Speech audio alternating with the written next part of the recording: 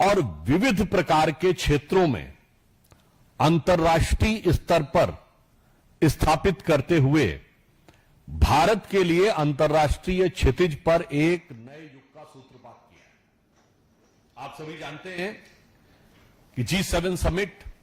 और स्लोवाकिया में प्रधानमंत्री मोदी जी गए। स्लोवाक गणराज्य जो है वो पूर्वी यूरोप के लिए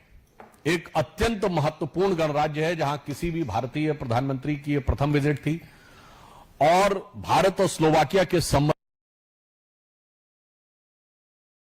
इस बात से स्पष्ट होती है कि उन्होंने वहां का सर्वोच्च नागरिक सम्मान प्रधानमंत्री श्री मोदी जी को दिया और इस प्रकार 33 वैश्विक सम्मान पाने वाले मोदी जी भारत के ही नहीं संभवतः विश्व के सबसे एक अलग स्थापित नेता के रूप में उभर कर आए हैं।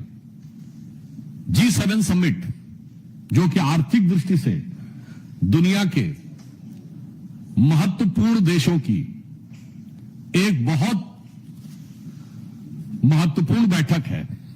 उसमें जिस प्रकार से भारत ने अपना महत्वपूर्ण स्थान प्राप्त किया है उसे आप ऐसे समझ सकते हैं कि नीस और पेरिस में जिस प्रकार समिट हुई उसमें एक स्पेशल ग्लोबल स्ट्रेटेजिक पार्टनरशिप हुई, जिसमें कि कई देशों के साथ जो बायलैटरल टॉक्स थे वो प्रधानमंत्री जी के हुए। फिर भारत इनोवेट्स 2026 समिट हुई और महत्वपूर्ण बात यह थी कि इसमें भी समय निकालकर फ्रांस के राष्ट्रपति जो कि G7 समिट के मुख्य मेजबान थे, उसके बावजूद भारत इनोवेट समिट में गए। और फिर पेरिस में विवा टेक हुआ, जिसमें भारत ने इस बार महत्वपूर्ण भूमिका निभाई और इसके साथ साथ अनेक देशों के राष्ट्राध्यक्षों से द्विपक्षीय वार्ताएं और साइड टॉक्स हुई, जिसमें अमेरिका के राष्ट्रपति श्री डोनाल्ड ट्रंप, ब्रिटेन के प्रधानमंत्री Shri Keir Starmer, German chancellor Friedrich Merz, UAE के president Sheikh Mohammed bin Zayed al Nahyan, Ukraine के president Shri Zelensky, Canadian prime minister Mark Carney, European council के प्रेसिडेंट एंटोनियो कोस्टा और European commission की president Ursula von der Leyen थी। और इसमें महत्वपूर्ण बात यह रही कि डिफेंस और स्ट्रेटेजिक इश्यूज के ऊपर भारत के कई देशों के साथ महत्वपूर्ण कदम आगे बढ़े और अत्यंत महत्वपूर्ण विषय यह था कि कनाडा के साथ भारत का संबंध अब एक नई करवट लेता हुआ दिखाई पड़ा, जब कनाडा के प्रधानमंत्री मार्क कार्नी ने He has launched a negotiation on the General Security of Information Agreement. Bharat और कनाडा के संबंधों में सुरक्षा और संवेदनशीलता का जो विषय आ गया था, उसके बीच में एक सामान्य समझौता हुआ जिसमें सूचनाओं का समुचित और तत्काल आदान प्रदान का एग्रीमेंट हुआ। यह दिखाता है कि विगत लंबे समय से कनाडा के साथ संबंध जो एक प्रकार के पक्ष में चल रहे थे, उन्होंने करवट लेते हुए एक नए सकारात्मक दिशा में भारत और कनाडा के संबंध आगे बढ़े हैं। इसके साथ साथ 50 बड़ी कंपनियों के सीईओ, बिजनेस लीडर और इनोवेटर्स के साथ भी प्रधानमंत्री जी की मुलाकात हुई। और इससे भारत को क्या हासिल होता है? भारत इनोवेट्स प्रोग्राम में जो डीप टेक इनोवेशन के लिए 120 curated startup, 45 institute led technology projects और 2000 स्टेक होल्डर्स का एक सिस्टम बना and it facilitated around 1350 B2B meetings between the startups, investor और कारपोरेट्स के साथ साथ इसमें कुल मिलाकर 70 स्टार्टअप और 50 ग्लोबल इन्वेस्टर्स ने 14 MOU साइन किए, जिनमें ग्लोबल इन्वेस्टर्स थे, और 32 MOU ऐसे हुए जो इंटरनेशनल कारपोरेट्स के साथ और स्टार्टअप के लिए साइन किए गए। अर्थात भारत की भविष्य की आर्थिक प्रगति के लिए एक बहुत मजबूत और प्रभावी आधार इस कार्यक्रम में बना। अब इसमें एक अत्यंत महत्वपूर्ण बात यह रही कि भारत और फ्रांस ने AI और डाटा के प्रोटेक्शन के लिए एक द्विपक्षीय एग्रीमेंट साइन किया है और फ्रांस ने भारत के साथ इस कोऑपरेशन को एक नए आयाम तक ले गए हैं। निश्चित रूप से पूरे विश्व में इस समय आर्टिफिशियल इंटेलिजेंस को लेकर जो प्रतिस्पर्धा चल रही है वो और स्वस्थ और प्रभावी होगी और भारत और फ्रांस मिलकर इसमें एक नए ध्रुव के रूप में उभर सकते हैं जो अभी तक एक या दो देशों तक ही सीमित मानी जाती थी। फ्रांस ने इसके साथ साथ भारत में एक एरोनॉटिकल स्पेस रिसर्च सेंटर और एक national skill development centre Kanpur में, उत्तर प्रदेश के कानपुर में स्थापित करने का निर्णय लिया है। इससे भारतीयों की एरोनॉटिक्स और स्पेस में स्किल में वृद्धि होने और इस टेक्नोलॉजी का ट्रांसफर फ्रांस के साथ होने में एक महत्वपूर्ण भूमिका निभाएगी।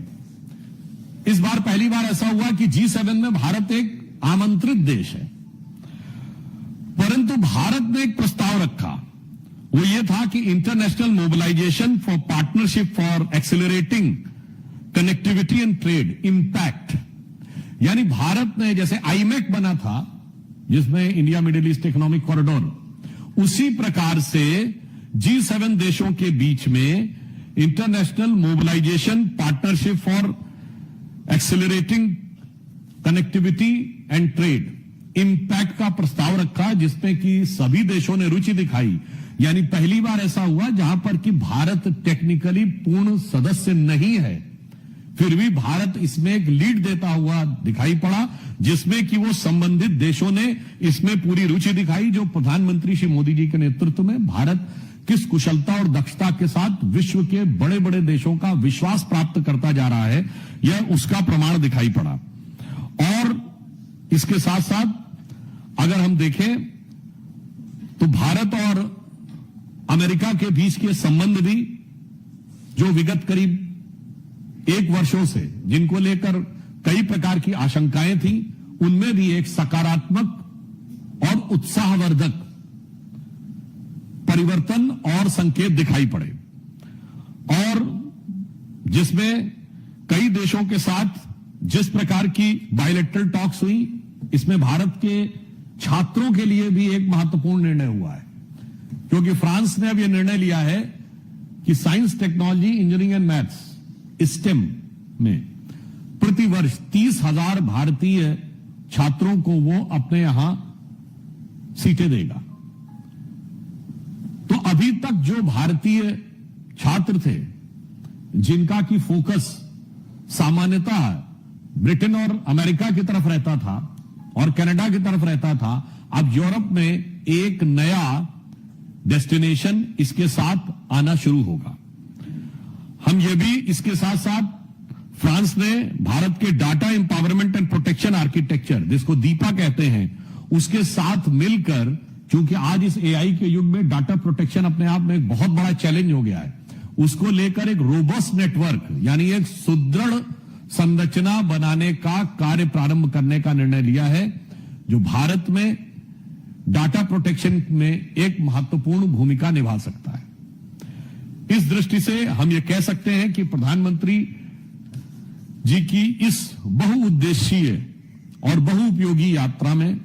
अनेक ऐसे निर्णय हुए जिसमें भारत इस समय एक नए स्वरूप में उभरकर सामने आया और दुनिया के सभी प्रमुख देश, जो प्रमुख आर्थिक शक्तियां मानी जाती हैं, इनका विश्वास भारत की तरफ बहुत सुदृढ़ होना प्रारंभ हुआ। आप लोगों के सुलभ संज्ञान के लिए मैं बता देना चाहता हूं, वैसे भी भारत की G7 में as an special invitee entry भी बीजेपी के समय में ही हुई थी। 2003 में अटल जी के कार्यकाल में पहली बार ऐसा हुआ था कि G7 कंट्रीज ने भारत को स्थायी रूप से आमंत्रित करने का निर्णय लिया, और मोदी जी के समय में आकर आज ये स्थिति बनी कि हमने इंपैक्ट का प्रस्ताव रखा और इस पे सभी देशों ने बहुत सकारात्मक रुचि दिखाकर इसे आगे बढ़ाने के बारे में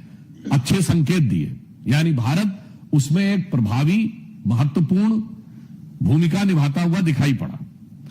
और वर्तमान समय में जब वैश्विक परिस्थितियां बहुत चुनौतीपूर्ण हैं, और उसमें कुशलता के साथ कैसे मार्ग प्रशस्त किया जा सकता है, उसको प्रधानमंत्री जी ने कुशलता के साथ यह करके दिखाया है, जिसे हम कह सकते हैं ना, श्रुतं चैवत कंटकाकीर्ण मार्गम स्वयं स्वीकृतम न सुगम कार्येत। अर्थात कंटकाकीर्ण मार्ग के बीच में से, कांटों से भरे हुए मार्ग के बीच में से भी सुगमता से रास्ता निकालने की दक्षता भारत ने दिखाई है। तो मैं कह सकता हूं कि इस यात्रा में भारत की आर्थिक प्रगति, अब आप ये समझिए, वीवाटेक में भी जिन कंपनीज ने भाग लिया, तो भारत की टेक्नोलॉजिकल प्रगति, नई टेक्नोलॉजी जैसे एरोस्पेस और स्किल डेवलपमेंट में भारत के लिए नए आयाम, और सभी G7 देशों के साथ भारत का स्ट्रेटेजिक, डिफेंस और इकोनॉमिक कोऑपरेशन सुदृढ़ता के साथ बढ़ना, और पूर्वी यूरोप में स्लोवाकिया जैसे देश के साथ एक महत्वपूर्ण संबंधों की नई दिशा में आगे बढ़ना, ये एक बहुआयामी उपलब्धि है जिसे आज भारत ने इस रूप में स्थापित किया है और प्राप्त किया है। इसलिए हम ये कह सकते हैं कि इस समय जब दुनिया में सभी देशों में और जितने बड़े बड़े ब्लॉक हैं, विश्वास की कमी नजर आ रही है, तो इसलिए प्रधानमंत्री जी ने कहा कि बहुत कुछ संबंध विश्वास के ऊपर चलते हैं। तो भारत एक विश्वसनीयता के प्रतीक के रूप में उभर कर सामने आ रहा है। और प्रधानमंत्री जी ने यह भी कहा कि ये जीडीपी के जो डाटा है, इसे केवल एक ठंडे सामान्य आंकड़ों के रूप में नहीं देखा जाना चाहिए, यह भी देखना चाहिए कि यह विकास किस रूप में हो रहा है, किसके लिए हो रहा है और किस प्रकार से प्रभावी हो रहा है। तो हम ये कह सकते हैं कि इस यात्रा के बहुत अच्छे, सकारात्मक, दूरगामी परिणाम आने वाले समय में दिखाई पड़ेंगे, जिसका आधार प्रधानमंत्री जी की इस यात्रा में हुआ है।